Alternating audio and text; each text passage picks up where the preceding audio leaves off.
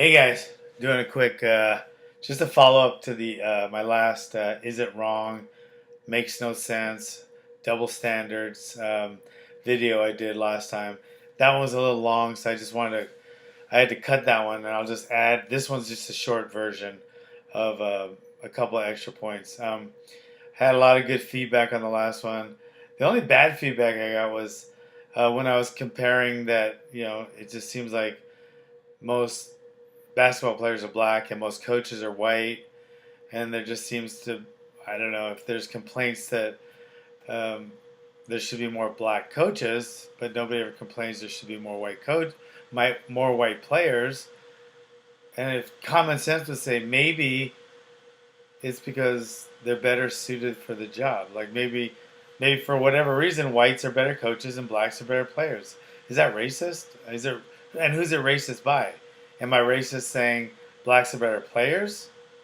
Or am I racist saying whites maybe make better coaches? I don't know which one is racist. The guy was insinuating that I'm a racist. He's a guy or a girl. He sounded kind of feminine to me, but I think maybe he was a guy who needed some TRT or something. I don't know if it was even a guy, but somebody was saying that he thinks there should be more black coaches, even if they're not quite as good or qualified as their white counterparts, because of them being mistreated in the past. They should be allowed to coach more. I don't know. Do you think? I don't know if the teams would go for that or even the players. I mean, maybe they start losing, and I don't know. Maybe there should be more white players. So I didn't really understand his point. I don't think he really had one. But anyway, moving on to some of the new topics I got. Okay, let's talk about terrorism because that's a really weird word to me. It's like the Palestinians. Whenever maybe because we're friends with Israel more than the Palestinians, but whenever they attack Israel, it seems like it's a terrorist attack. And then whenever uh, Israel attacks Palestine, it seems they call it a military attack. So I don't know what the difference is. Is it because it's soldiers doing it, or I don't know how that works. Like I said, it seems like it's killing. Like when Israelis army kills Palestinians, it's a military attack, and when the Palestinians kill Israelis, it's it's um it's terrorism. I don't know what the difference is. I'm lost. I'm not too smart, so I'm not trying to ruffle any uh, religious feathers. It's like, I mean, was Boston, what they did in Boston, was that a terrorist attack? I mean, they put some bombs with some civilians and killed three innocent people. Okay, injured, a couple hundred or 150 or something. But when, if like Obama just randomly sends drones over to, um, you know, Pakistan or Afghanistan and kills innocent kids, babies, mothers, civilians. Is that common? Is that terrorism? Do we consider it that, or is it just a harmless mistake? I don't know. So the Twin Towers, 9/11, that was obviously terrorism, right? Okay, because 3,000 innocent people died, or so. So when we bombed Vietnam with napalm and other bombs and killed uh, well over 50,000 innocent um, civilians, babies, mothers, kids, women, was that terrorism? And if it wasn't, and the Twin Towers obviously were, so if you're killing civilians, is that terrorism? So I'm lost. I'm real, like I said, I'm not too smart, but um, the drones, like if they just go randomly over somewhere and kill, three babies and a mother, like it did not too long ago, last month or 6 weeks ago, is that considered terrorism or just a boo boo? And if a drone came over here from, say, North Korea and killed 5 innocent civilians, would that be terrorism? See, I'm just lost on the word terrorism. Um, if we invade the country, like we did in Vietnam, Grenada, Afghanistan, and we kill people that don't comply with what we say, is that terrorism? I don't know. So that's kind of my confusion on the word terrorism. When we're doing it, is that in the dictionary? Like, if we do it, no matter what it is, how heinous it is, or how wrong, it's not considered terrorism. And if they do it to us, is it terrorism?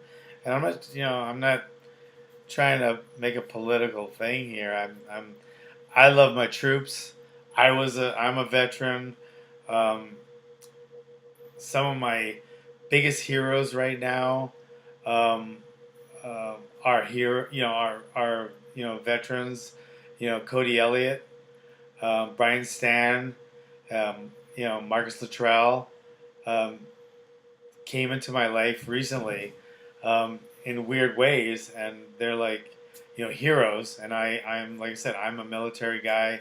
My dad fought in the war, so I'm just asking these questions because I think military, they should be the gods of our country. I think if you're in the military protecting our shores, you should be making more than the fucking president, than a school teacher, than a doctor. I think you should be making more than anyone else. Okay, and it's not you at all why you're being sent to different places. So you're there to serve, and if you're a ruthless president who just wants to murder and maim and do whatever he wants to do, you have to take orders from him. So you're not in the wrong at all. So I'm not putting down any military people. I'm questioning the motives of our higher ups, commander in chief, and thinking there's some maybe terrorism, or I don't know if it's terrorism or just murdering. I don't know what to call it. But anyway, it's something, right? It's not right. We know that. So, okay, so we got that. Another one real quick. I'll go on. I